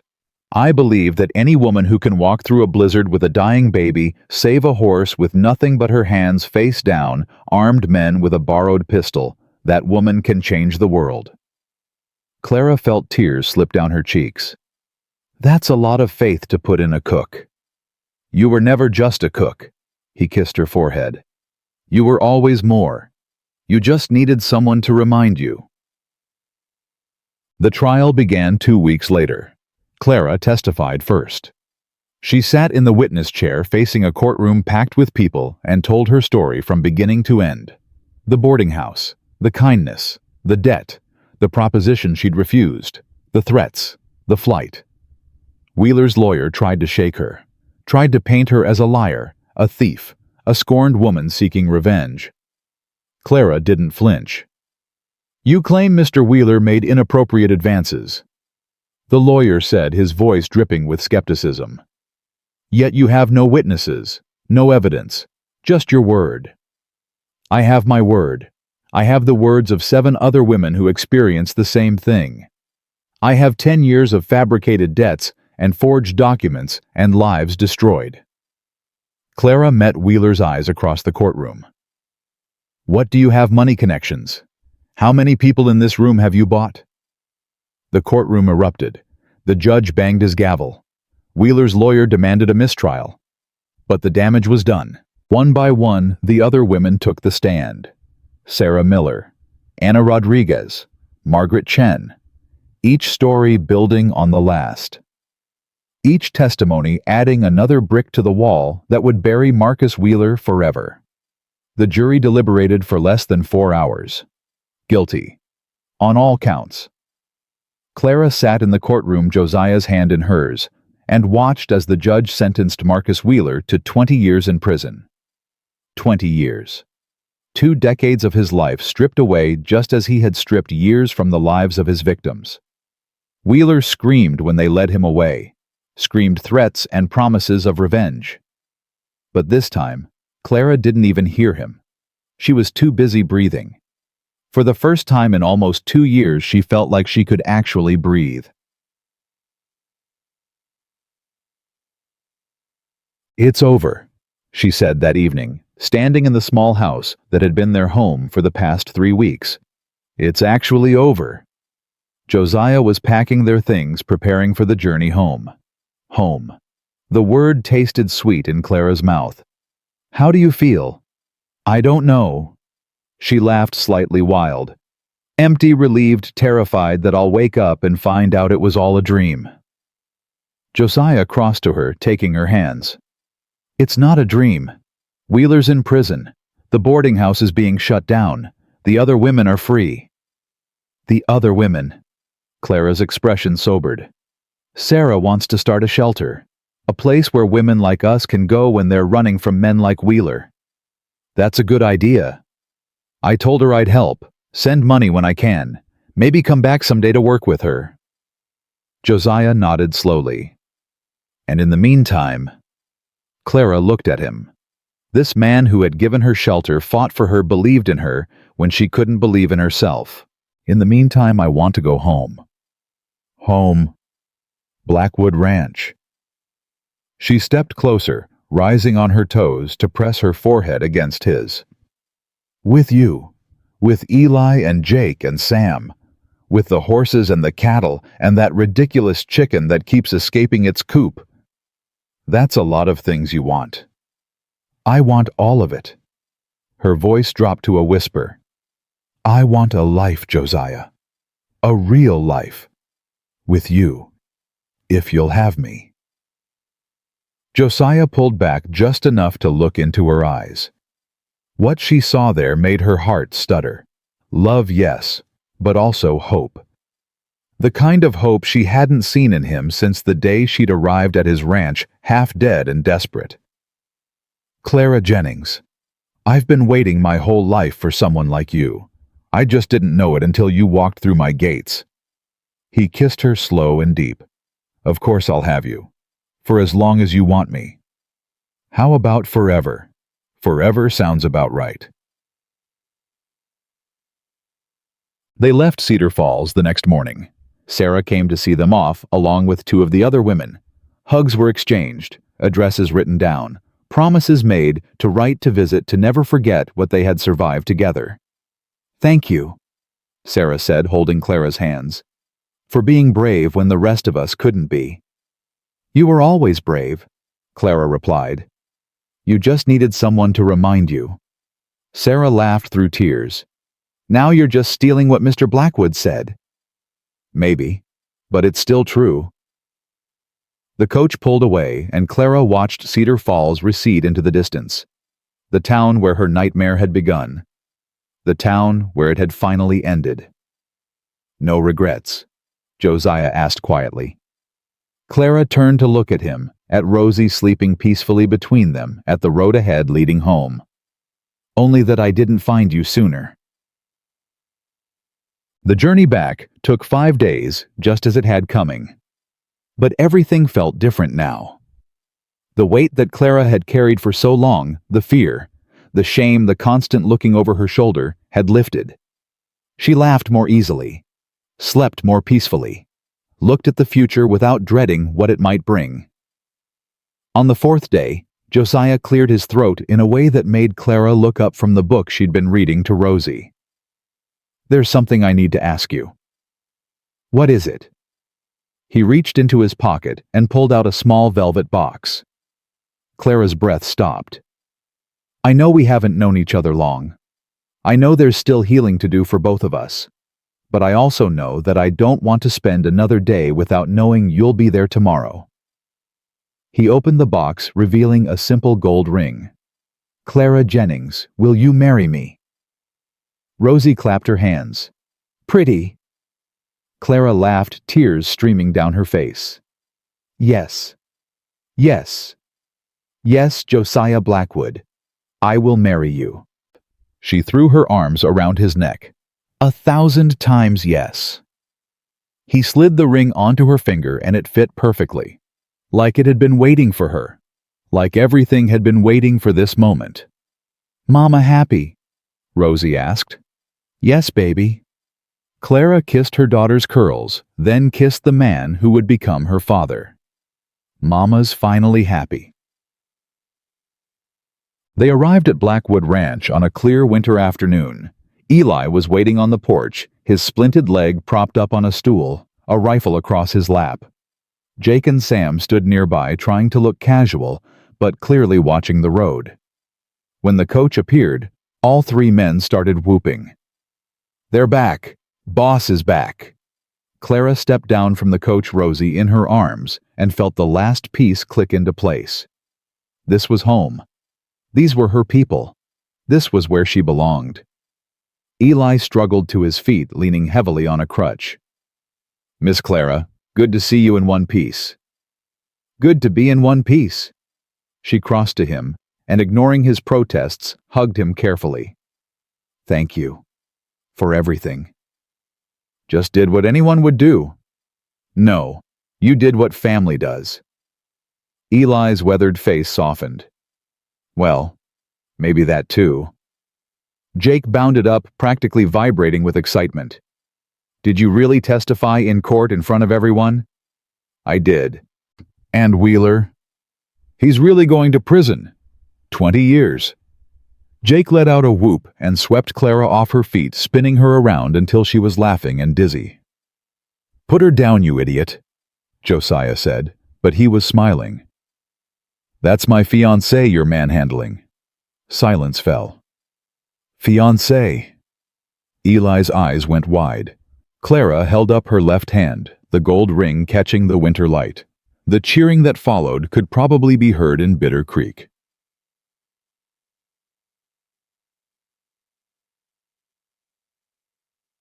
That night, Clara stood in the kitchen of Blackwood Ranch, her kitchen now truly hers, and let herself finally fully believe it was over. Wheeler was in prison. The women he'd victimized were free. She had a home, a family, a future. She had a man who loved her and a daughter who would never know the fear that had shaped her mother's life.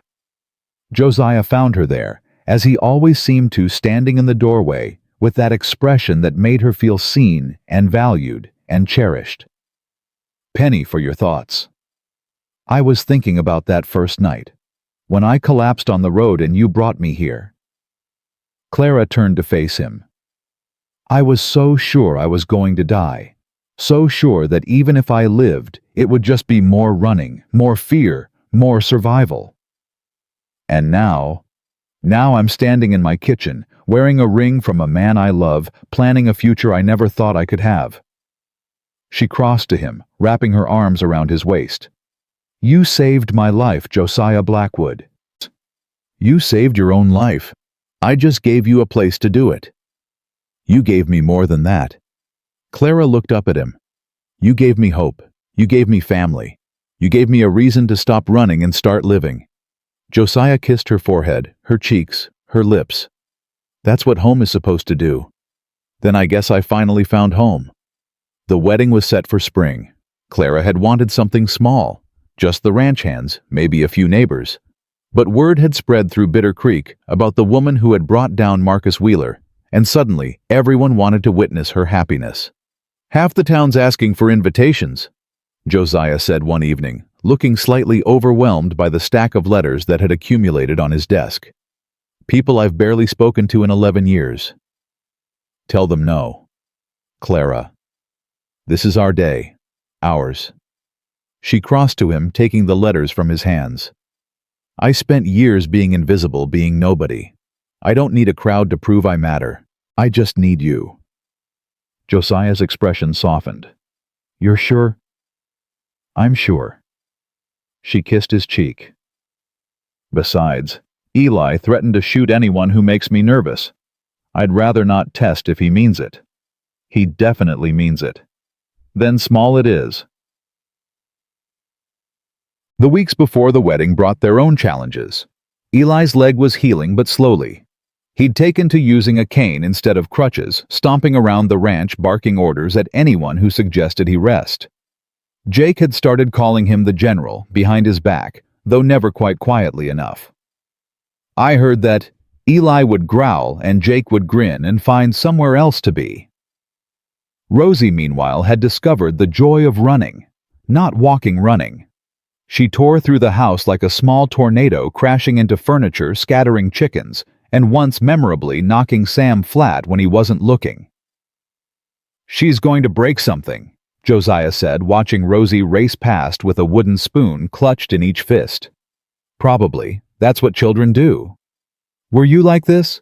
Clara laughed. Worse. My mother used to say I was born running. That explains a lot.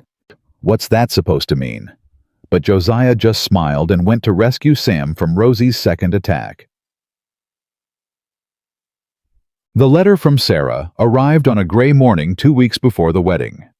Clara recognized the handwriting immediately, the careful, precise strokes of a woman who had learned to write late in life and treated every word as precious. She tore it open with trembling fingers.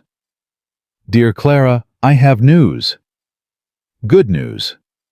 I think, though, part of me still can't believe it's real. The shelter is open. We found a building, an old boarding house, if you can believe the irony. The town council donated it after Wheeler's trial made national papers. We've had 12 women come through already. 12 women who were exactly where we were trapped, and terrified and alone. But here's the part I had to tell you in person. Wheeler tried to escape.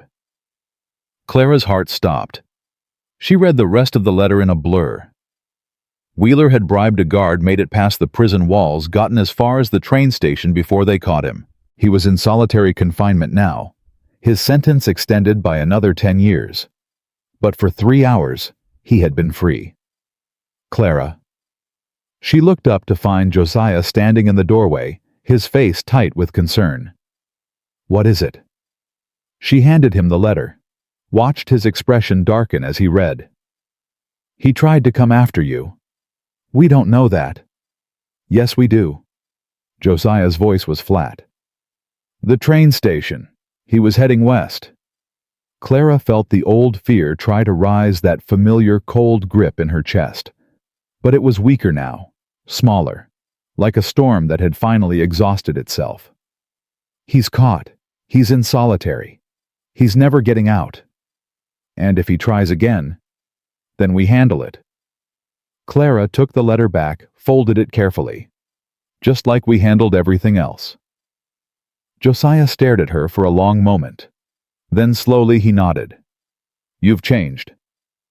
Have I? The woman who collapsed on my road would have run by now. Would have been packing bags and planning escape routes. Maybe. Clara met his eyes. But that woman didn't have anything worth staying for. I do. The night before the wedding, Clara couldn't sleep. She lay in the narrow bed that had been hers since arriving at the ranch, listening to Rosie's soft breathing from the cradle nearby, and tried to quiet the chaos in her mind. Tomorrow, she would marry Josiah Blackwood. Tomorrow, she would become someone new. The thought terrified her.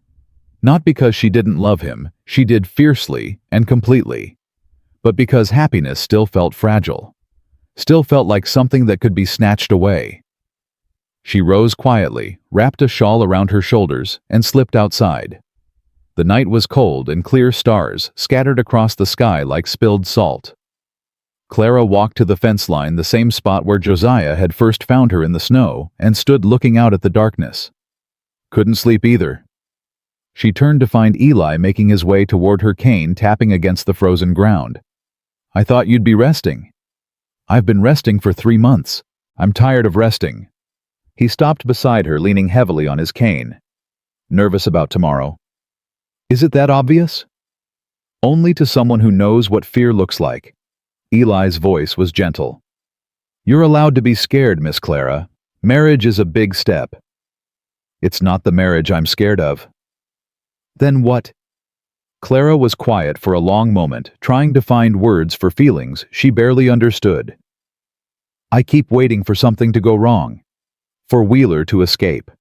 For Josiah to realize he made a mistake. For all of this. She gestured at the ranch, the house, the life she'd built, to disappear. Ah. Eli nodded slowly. The waiting for the other shoe. What? When you've been hurt enough times, you start expecting it. Start bracing for the blow even when there's no one throwing punches. He turned to look at her, his dark eyes serious. I spent years like that after the war, flinching at loud noises, sleeping with a knife under my pillow, waiting for the enemy that wasn't coming. How did you stop? I didn't. Not completely. Eli's mouth curved slightly. But I learned to live alongside it, to not let the waiting steal the good moments when they came. Clara considered this. Is that what I should do? Just accept that I'll always be scared? I think you should accept that you're human, that the things you survived left marks, and that having marks doesn't mean you're broken, it means you lived. Eli reached out and squeezed her shoulder. That man in there loves you something fierce. He's been dead inside for 11 years, and you brought him back to life. Don't let old fears steal what you've built together. Clara felt tears slip down her cheeks. When did you get so wise? Been wise all along. Just don't like to show off. Eli released her shoulder and turned back toward the bunkhouse. Get some sleep, Miss Clara. Tomorrow's the start of something good. The wedding was perfect. Not perfect like a picture in a magazine. There were no flowers, no fancy dresses, no orchestra playing romantic music. But perfect in the ways that mattered. Clara wore a dress she'd made herself, simple blue cotton, with white lace at the collar. Rosie wore matching blue, her red gold curls tied back with a ribbon that she kept trying to pull out. Josiah wore his best suit, the one he'd last worn to Martha's funeral, and if his hands trembled slightly as he took Clara's, no one mentioned it. The ceremony was held in the main room of the ranch house, with the furniture pushed back against the walls and afternoon light streaming through the windows. Sheriff Dawson had ridden out from town to officiate, and he spoke the words with a gravity that made them feel ancient and sacred. Do you, Josiah Blackwood, take this woman to be your lawfully wedded wife? I do. And do you, Clara Jennings, take this man to be your lawfully wedded husband? Clara looked at Josiah, at the man who had given her shelter, when she had nothing, who had fought for her, when she couldn't fight for herself, who had loved her daughter as his own from the very first moment. I do. Then by the power vested in me by the territory of Wyoming, I pronounce you husband and wife." Dawson smiled. "You may kiss your bride." Josiah's kiss was gentle but thorough. When they broke apart, Clara was laughing and crying at the same time, and somewhere behind them, Jake was whistling loud enough to wake the dead. "Mrs. Blackwood," Josiah murmured against her lips. "Mr. Blackwood," she whispered back. And just like that, she was home. The reception was simple, but joyful. Clara had cooked most of the food herself. Roast beef, mashed potatoes, fresh bread, 3 different pies. The men ate like they hadn't seen food in weeks, and every compliment made Clara glow with quiet pride. "Best wedding meal I've ever had," Dawson declared, reaching for his 3rd slice of apple pie. "Best meal I've ever had, period." "Miss Clara," Jake caught himself. "Mrs. Blackwood, I mean. This is incredible." "Just Clara is fine." "That doesn't seem right. You're the boss's wife now." "I'm also the woman who's going to smack you with a wooden spoon if you keep calling me Mrs. Blackwood." Clara grinned. "Clara, just Clara." Jake grinned back. "Yes, ma'am, Clara." Rosie, meanwhile, had discovered that wedding cake was the greatest invention in human history. She had frosting in her hair on her dress, and somehow in one ear, but she was laughing so hard that no one had the heart to clean her up.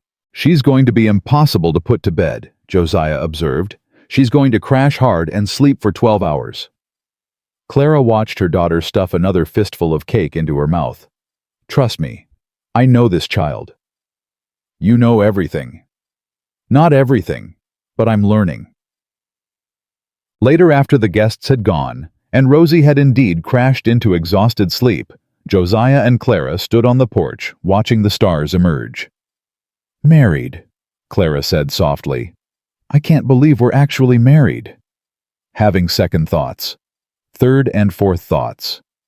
She turned to look at him, saw his face tighten, and quickly added, "All of them good. All of them about how lucky I am." The tension drained from his shoulders. "You scared me for a second." "Sorry." She took his hand. "I'm not good at this. At happiness. At saying what I feel without expecting it to be used against me." "I know. We'll learn together." "Together." Clara squeezed his fingers. "I like that word. Get used to it. I plan to say it a lot." They stood in comfortable silence, watching the stars wheel overhead.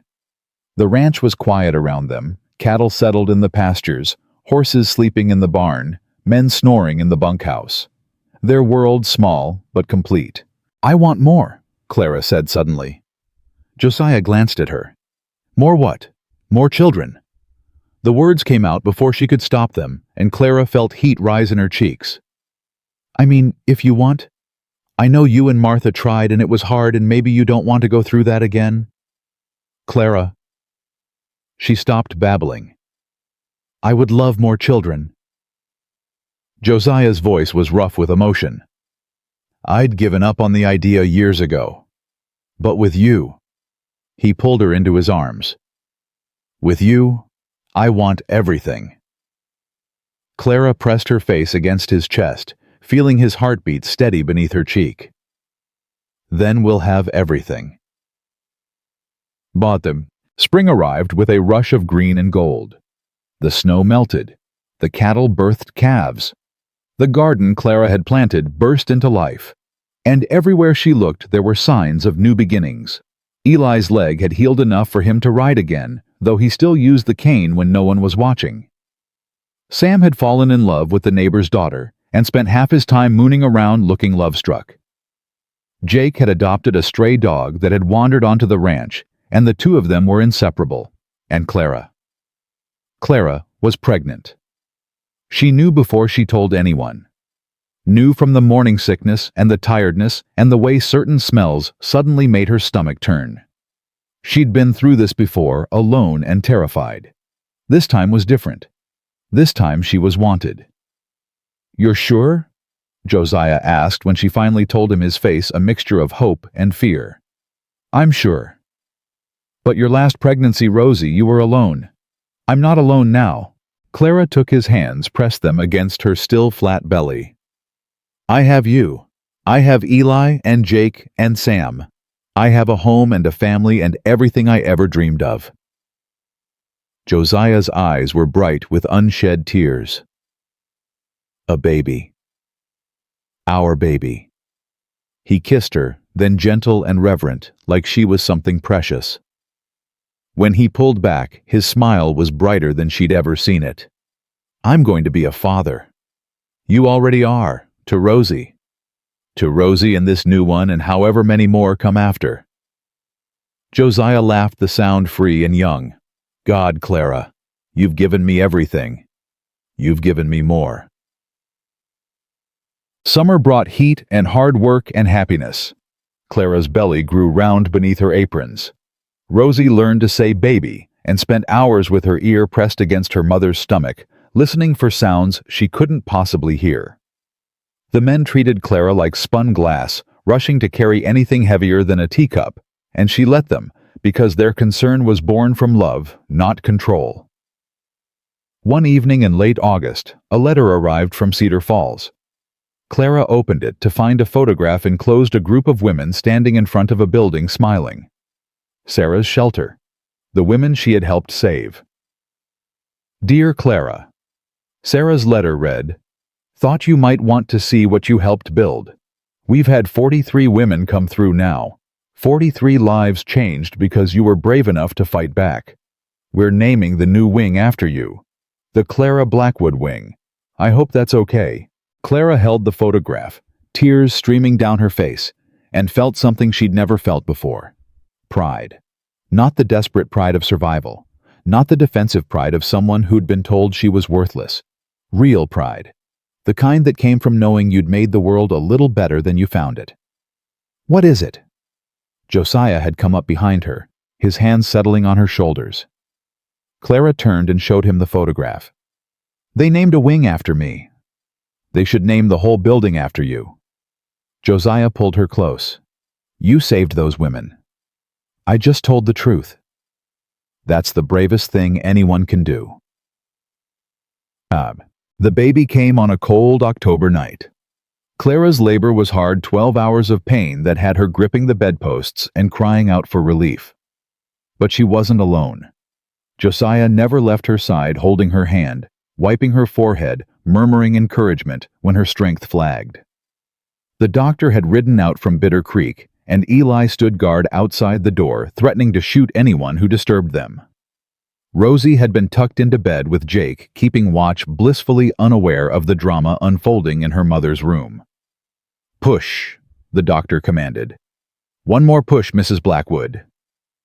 Clara screamed and pushed with everything she had. And then a cry, thin and high and beautiful. A boy, the doctor announced, healthy and strong. Josiah was crying.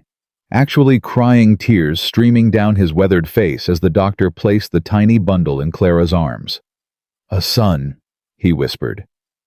We have a son. Clara looked down at the baby, at his dark hair, his tiny fingers, his unfocused eyes trying to make sense of the world he'd just entered. Hello, little one, she murmured. Welcome home. They named him Thomas Eli Blackwood.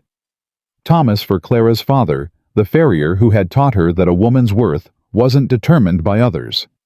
Eli for the man who had protected Clara when he had no reason to, who had become family through choice rather than blood. Eli, when he heard, turned away and didn't speak for a full minute.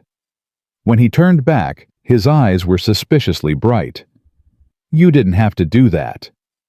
We wanted to. Clara shifted Thomas in her arms.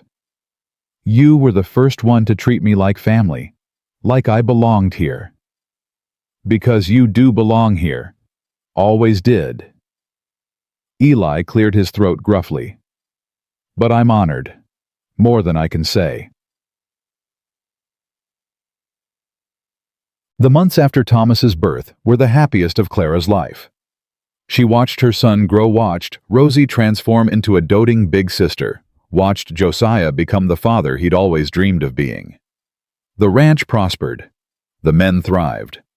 The family Clara had built from nothing grew stronger every day. On Thomas's first birthday, they threw a party. The whole town came, or so it seemed. Neighbors Clara had never met brought gifts and good wishes. Sarah traveled from Cedar Falls with 3 women from the shelter. Sheriff Dawson made a toast that had everyone laughing and crying. "To the Blackwoods," he said, raising his glass. "To the woman who was brave enough to fight back, and the man who was wise enough to stand beside her. To their children who will grow up knowing what courage looks like. And to second chances, may we all be lucky enough to find them." "To second chances," the crowd echoed. Clara looked around at the faces of everyone she loved. Josiah at her side, Thomas in her arms, Rosie clinging to her skirt, Eli and Jake and Sam beaming nearby. All of them here because she had made a choice. Because she had stopped running and started fighting. Because she had believed that she deserved more. That night after the party ended and the children were asleep, Clara and Josiah stood on the porch where everything had begun. "1 year," Clara said softly. "1 year since Thomas was born. Almost 2 since I collapsed on your road. Best 2 years of my life. Better than the years with Martha." It was a bold question, one she'd been afraid to ask, but Josiah didn't hesitate. Different. Not better or worse different. He turned to face her. "Martha was my first love. She taught me what it meant to care for someone more than myself. But you—" He paused, searching for words. "You taught me that loving again doesn't mean forgetting. That new joy doesn't diminish old memories. That a heart can break and heal and break and heal again, and each time it comes back stronger." Clara felt tears slip down her cheeks. "That's beautiful." "It's the truth." Josiah wiped her tears with his thumb.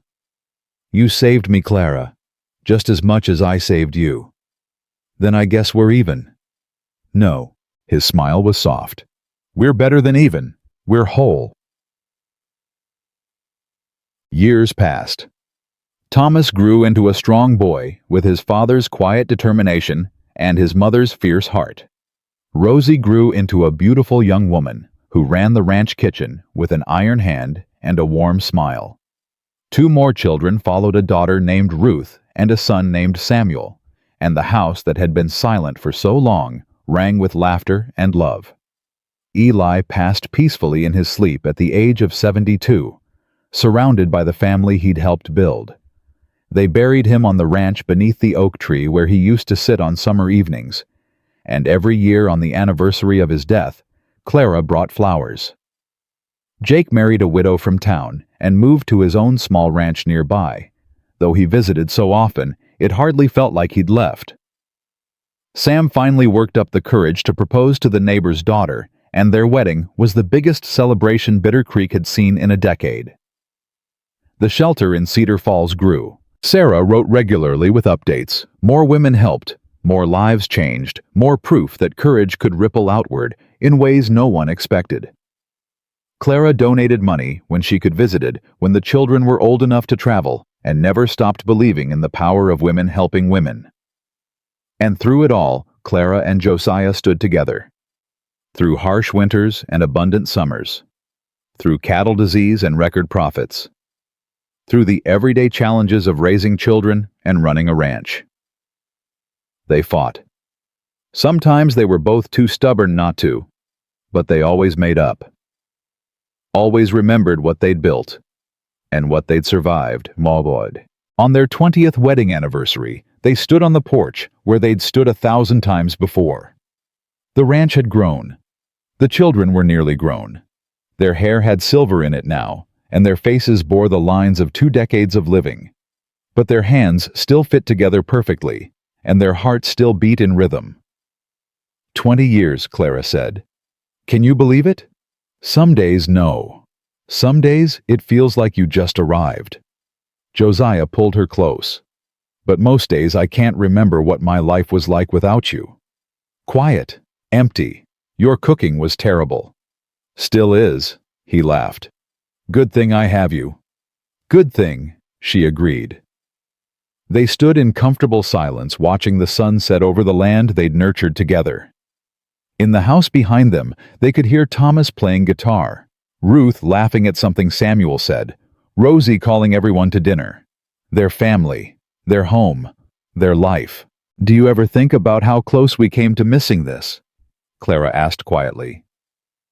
If I'd collapsed a mile farther from your ranch, if you hadn't been riding out that day, if any one thing had been different. I try not to. Josiah's arm tightened around her. Because thinking about almost missing you is more terrifying than anything Wheeler ever did. We found each other. We did. Against all odds. The best things usually are against all odds. He turned her to face him, his eyes holding the same warmth they'd held for 20 years.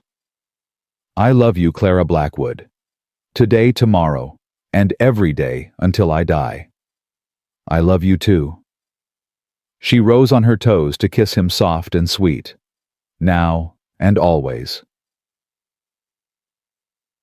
The story of Clara Blackwood spread far beyond the borders of Wyoming. Women who heard it found courage to leave their own prisons.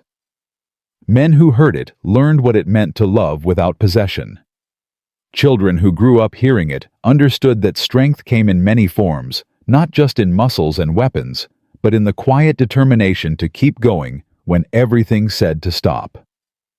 The shelter in Cedar Falls became a model for others across the country. Sarah, in her letters, said they'd helped over 300 women by the time she retired. 300 lives changed because one woman refused to stay silent. And on the Blackwood Ranch where it all began, Clara's legacy lived on in the children she raised, the land she nurtured, and the love she proved was possible even after the deepest wounds. She had walked through fire and emerged not unburned, but transformed. She had believed she was worthless and discovered she was priceless. She had been running her whole life and finally found a place to stand. Clara Blackwood née Jennings. Once nobody, once property, once a woman with nothing but a dying baby and desperate hope, had built a life worth living. And that was the greatest victory of all. On the last night of her life at the age of 74, Clara Blackwood sat on the porch of the ranch that had been her home for 50 years. Her children sat nearby. Her grandchildren played in the yard. Josiah's chair stood empty. He had passed 3 years earlier, but she could still feel him beside her. "Tell us the story again, Grandma," her youngest granddaughter begged. "The one about how you met Grandpa." Clara smiled, reaching for the child's hand. "Once upon a time," she began, "there was a woman who had nothing. No home, no family, no hope. She was running from a monster carrying a sick baby through a blizzard, certain she was going to die.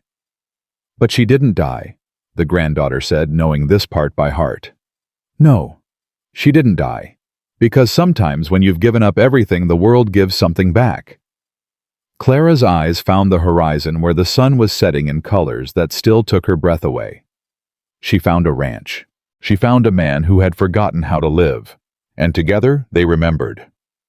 And they lived happily ever after. Clara thought about the 50 years that had followed that frozen night, the joy and the sorrow, the triumphs and the failures, the love that had sustained her through everything. They lived, she said simply, happily, sadly, fully, completely. They lived every single day they were given, and that was more than enough. The granddaughter leaned against Clara's knee satisfied, and Clara Blackwood, cookwife, mother, survivor, fighter, lover, friend, closed her eyes and let herself remember it all. The snow, the collapse, the man who had carried her inside, the life that had begun in that moment against all odds, the silence that had finally blessedly turned to song.